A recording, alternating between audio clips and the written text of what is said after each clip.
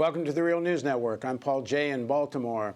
During feudal times, lords would rally peasants to go fight other lords for wealth and territory.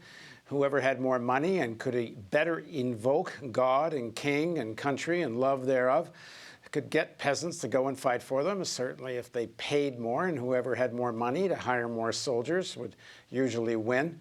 And they would fight, lords would fight each other, basically let the peasants go off and do the fighting. Well, today's lords, the one percenters, billionaire class, whatever terminology you want to use, they invoke very similar ideology, country and patriotism, or sometimes xenophobia and hatred of the other, but mostly promises of more jobs and better economic well-being. And of course, it's all sold through television commercials. And the big TV commercial on Monday night was the first presidential debate, where those vying to be the controller of the White House, of the federal state, in collaboration with or in the service of one set of lords versus another, fought it out to see who the peasants would vote for. Now joining us to talk about this exercise in democracy. First of all, joining us from Plainfield, New Jersey, is Glenn Ford. Glenn is co-founder and executive editor of Black Agenda Report. Jeff Cohen is media critic and lecturer, is founding director of the Park Center for Independent Media at Ithaca College, where he's an associate professor of journalism and co-founder of Netroots Action. Thanks very much for joining us, gentlemen. Thank you for the opportunity. So, Jeff, what were you left with at the end of this debate? Dispirited. You know, we had for months and months a very exciting candidate, had millions of people supporting him, Bernie Sanders, who wanted to at least radically change the U.S. domestic agenda. And now we're left, as you say, Paul, with these two candidates that are pretty much representative of the status quo. The guy who pretends to be an agent of serious change for the working man, at least the white working man, is Trump. I think he was unmasked today. Aside from trade in this debate, he was giving us just classic right-wing republicanism, deregulate big corporations, help the rich so they can provide us all with jobs, cut the corporate taxes. He was rallying around his union support, meaning the police unions, the border guard unions, and repeat, I don't know how many times he used the word law and order in about a 90-second space.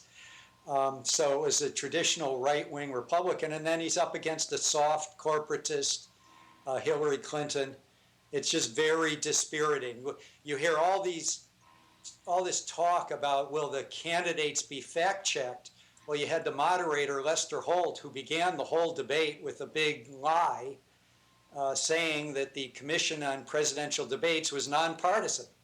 Indeed, it's quite partisan, bipartisan, excludes all minor parties, even when the masses overwhelmingly wanted Libertarian Gary Johnson and Green Party Jill Stein, Green Party candidate, included in this debate. And he begins the whole thing, this is sponsored by the Nonpartisan Commission on Presidential Debates. That isn't even true. So, I mean, I was hoping there might be a disruption. I was hoping someone from the Green Party, a student at Hofstra, would get up and say, why is this debate restricted to two candidates who are breaking all records for unpopularity? Why are the television networks going along with the charade? That unfortunately didn't happen. I found it dispiriting. Glenn, what was your takeaway? Oh yeah, it could drain the last bit of energy out of you, and it shows what the lesser evil philosophy really comes down to an argument among, as you said, the billionaires. Which one is the soft billionaire and which is the hard billionaire? But it's the same conversation. And so even when it comes to criminal justice, and I'm sure there's a lot of black folks out there who are going to give Hillary points for saying the words systemic racism and prison reform and mentioning something about sentences, that really there's no program there. We really miss Jill Stein's presence here, so that we could have a real talk about a criminal justice system. Jill Stein calls for release of all prisoners for nonviolent drug crimes, which is a big chunk of the population. And that's the only way that there's going to be any real reduction, any significant reduction in the prison population, by releasing or shortening drastically the sentences of whole categories of prisoners. We have a situation in which, just to get down to the level of incarceration of 1972, 4 out of 5 of today's inmates would have to be set free. So we can't make a dent in the end result of mass incarceration of this criminal justice system, which is mass incarceration, unless we're talking about categorical releases. But we don't get that kind of a conversation in this so-called debate. Donald Trump, I had hoped that he would at least show his one redeeming grace, and that is to be against regime change. But we didn't even hear that in today's conversation. And so one would come away with the impression that Hillary, the great warmonger of our time, was actually just a pussycat, because she wasn't being challenged in any way in terms of her war-like policies in the Middle East. All that Donald Trump said in terms of basically U.S. strategy, imperial strategy, is that we had wasted $6 trillion in the Middle East, and we could have rebuilt the United States twice for that kind of money. We didn't have a Jill Stein to talk about healthcare by mentioning the premier issue in healthcare for people in the United States, and that is the lack of a single-payer system, which really boils down to a lack of civilization, since all the other rich countries have some kind of single-payer. But that wasn't even mentioned in this debate, even though majorities of Americans favor single payer. So this debate was not even relevant to the long-standing wishes of Americans in terms of as basic an issue as healthcare. What are we getting out of this? What we are seeing is that even when people pitch the contest here as one that is bright and clear and between an extreme that is Trump of the right and someone who poses as a progressive, there's really very, very little light between them, at least not enough to nourish any kind of healthy political conversation, much less get people worked up about voting. Jeff, what do you make of that? I agree with almost everything he said. It was a dispiriting exercise when it came to, if Glenn is hoping that Trump's going to come out against regime change. I mean, Trump was for the invasion of Iraq. Trump had spoken about getting rid of Gaddafi. At this debate, Trump talked about how the Russians are modernizing their nuclear weapons and we aren't. And I mean, it's just, we left Iraq too soon. I mean, clearly we needed other voices in the debate for it to be something that could be called a debate. It's an exercise in shrinking alternatives. It's like an exercise in lowering expectations.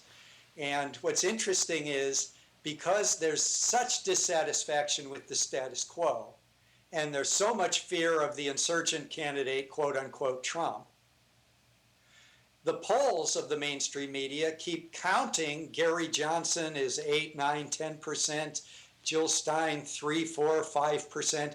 The TV networks are using those two in the polls. I saw them on NBC Nightly News tonight. And then we get to a debate, and there's just the two candidates again. Okay, it's indefensible.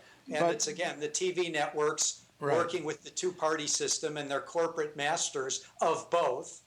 The corporate masters of the TV networks are not dissimilar to the corporate masters of the major parties, and that's why we end up with a farce like this. But what do you make of Glenn's point that, you know, this lesser evil theory, this is what it is, that you see that there's no difference. He says there's really no light between the two of them. There's no difference. What do you make of that? He said there's not a lot of light between the two of them, and there's not.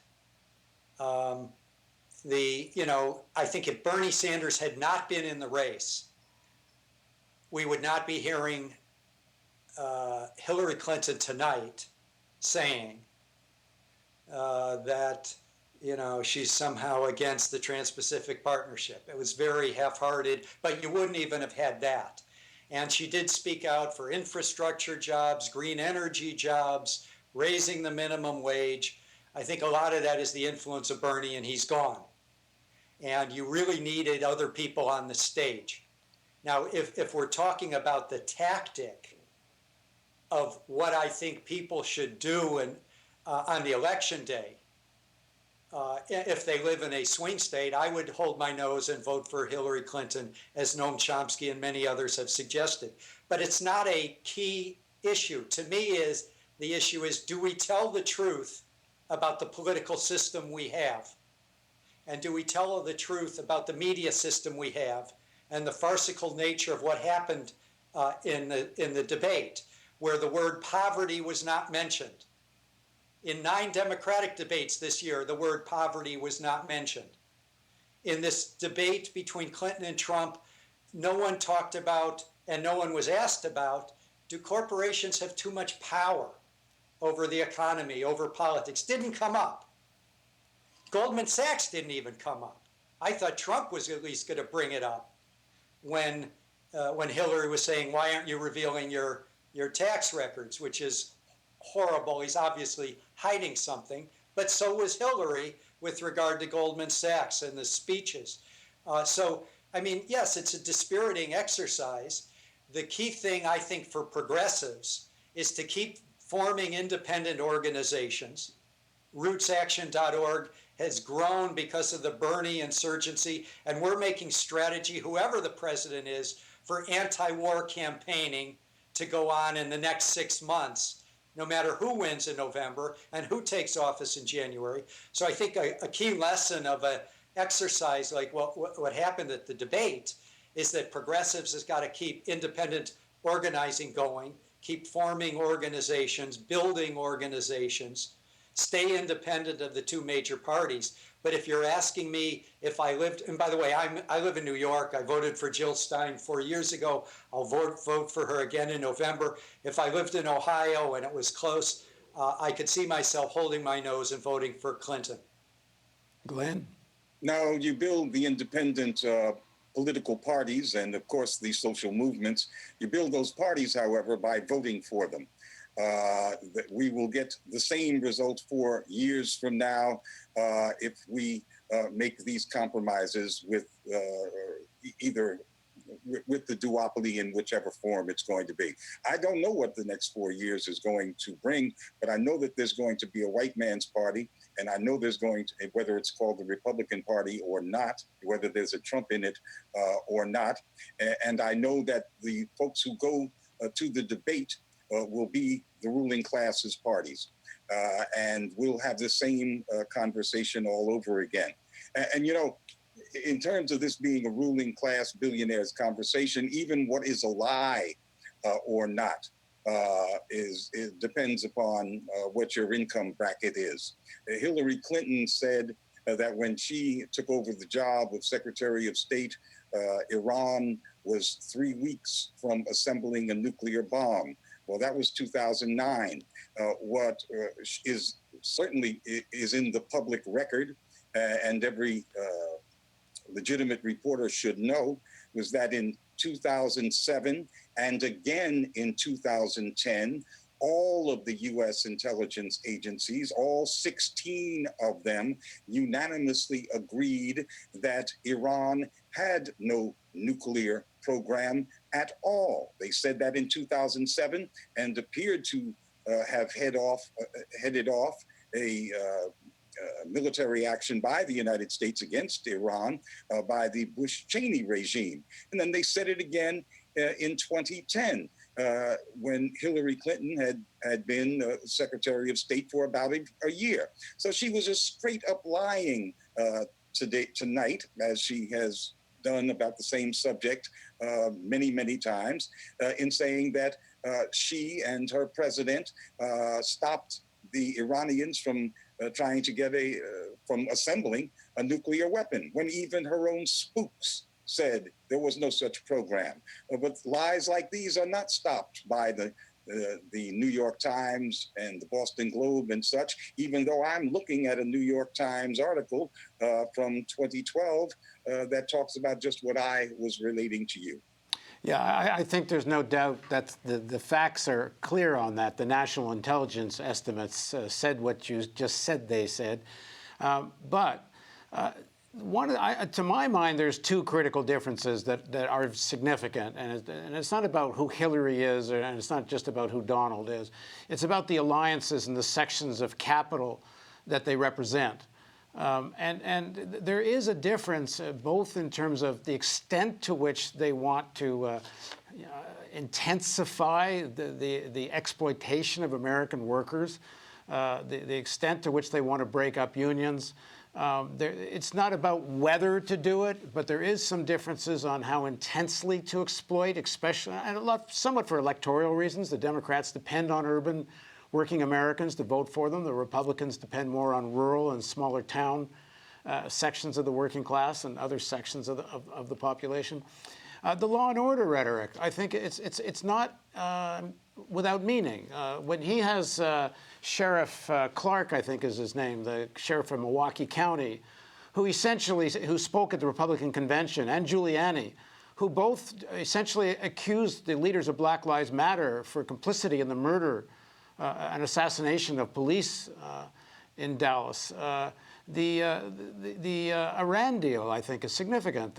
In spite of her hawkishness and in spite of her taking credit for a deal, which I think perhaps she wasn't all that much in support of actually, I think it's clear she supports it now. And there is an alliance of forces, including people like Netanyahu, obviously, and Sheldon Adelson in the United States, who gave Trump $25 million. And Trump himself, who said he would rip up the Iran agreement.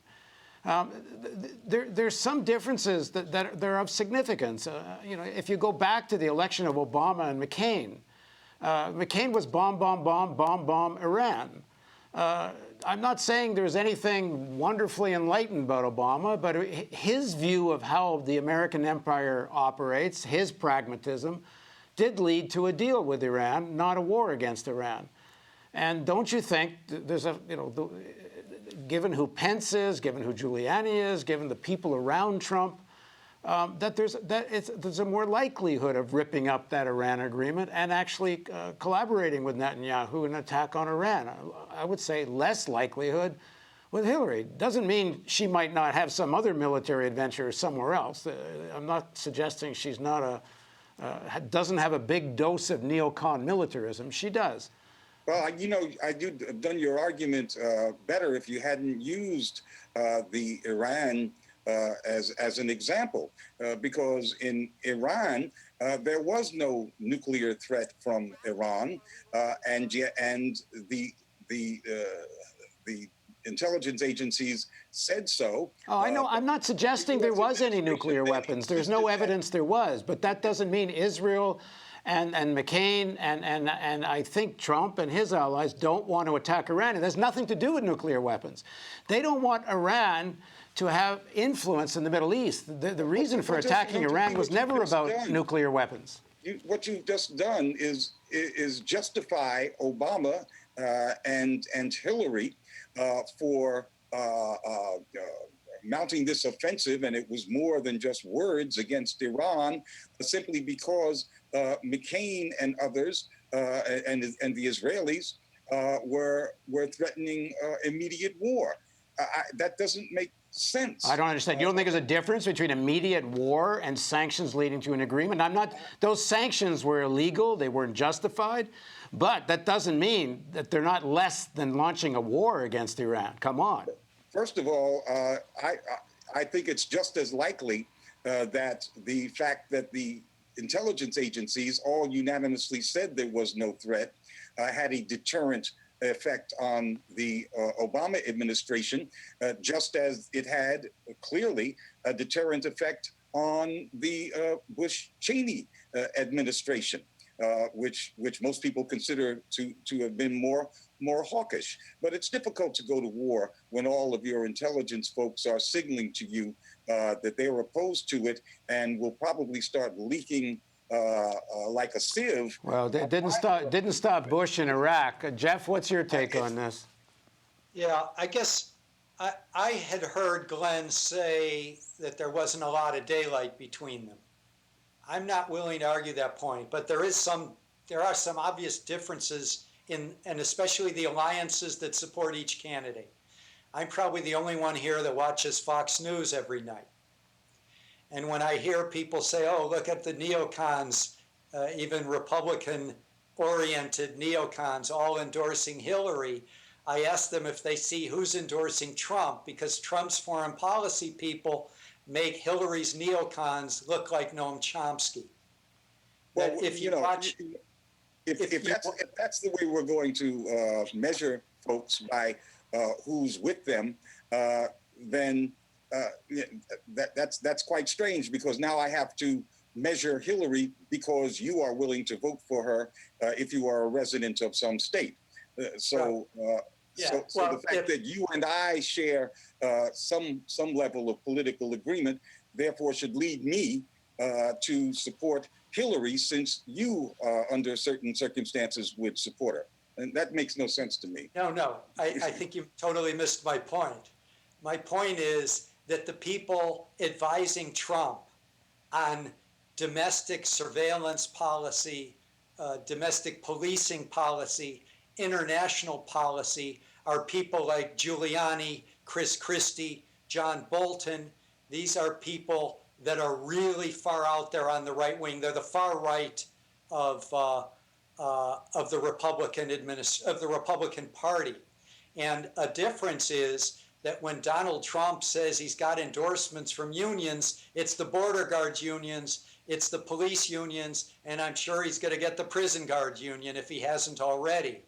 Whereas in the Hillary camp, you have some unions that are multiracial, that represent some of the most exploited workers, and in some ways fight for them.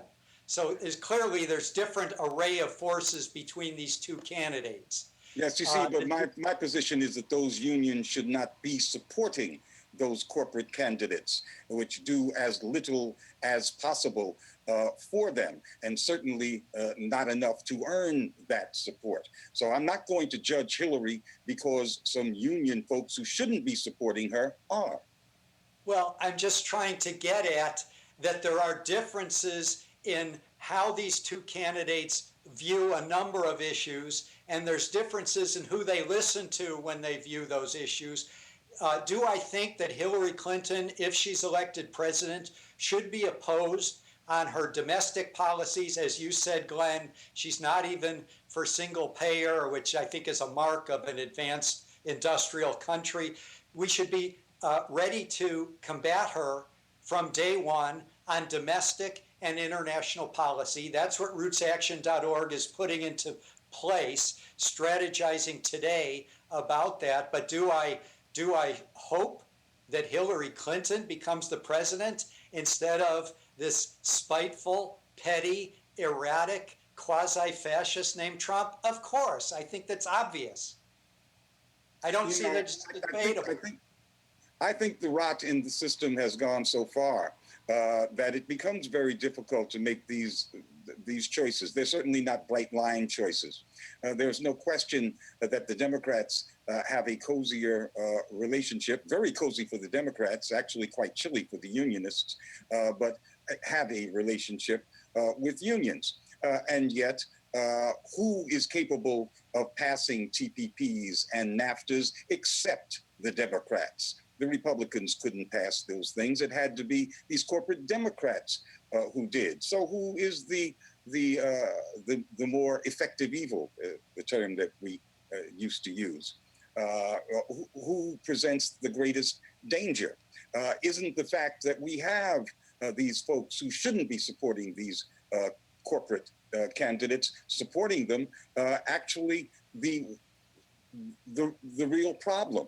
And shouldn't we be hollering at the top of our lungs that they get off of that Democratic bandwagon? All right, we're gonna have to wrap this up, guys. But obviously, this is a conversation that we will pick up and continue. Maybe we'll focus next time a little bit more on specific areas like foreign policy, domestic policy. But I thank you both very much for joining us. Thank you. Thank you. And thank you for joining us on the Real News Network.